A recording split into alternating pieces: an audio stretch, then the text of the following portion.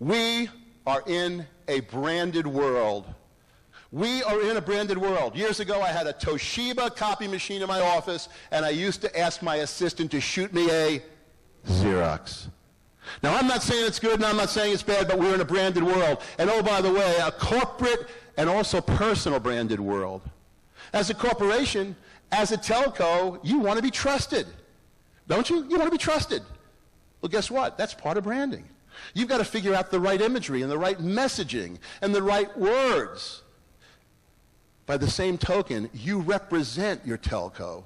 And personally, you've got to manage brand you. Why? Because you represent your organization. The way you act, the way you speak, where you go, how you work, your essence is all going to be reflected upon the organization you work with. So concurrently to building your brand, building your telco's brand, you've got to build your own personal brand and be respected and be believed. You see, in marketing, we have these terms called identity and equity and essence and image. Well, let's talk a little bit about that. Brand identity, brand image. Changing rapidly, folks. Brand identity is when you develop what you or your company wants to be known for. Brand identity is your strategy. This is the snapshot on me. This is the snapshot on my organization, on the services I provide. This is the snapshot on what I believe people see me as. That's my personal brand identity. Then there's brand image. What's brand image? Anyone? That's the way they see you. Brand identity versus brand image. It's nice for you to think that you work very hard to make your telco looked upon as being innovative, visionary, caring, communicative, whatever it is. But that's fine. That's your brand identity. You got to step outside yourself. Henry David Thoreau said, could a greater miracle take place than to look through another's eyes for an instant? How do your constituents look upon you?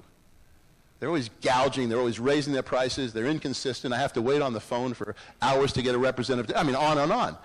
Brand identity. Now, an exercise I'd throw at you personally and professionally is write down 8 or 10 things you believe define your identity. If it's personal, it could be caring, empathetic, witty, cerebral, right?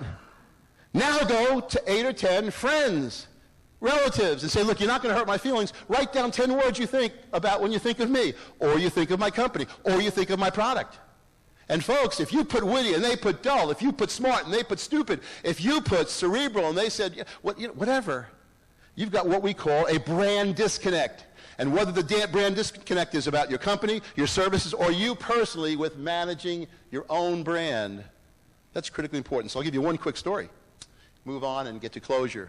I am staying at the Paris Hotel in Las Vegas. I went to check in, and the manager, or the desk clerk said, Mr. Blumenthal, got some good news and bad news. The bad news is we're out of rooms.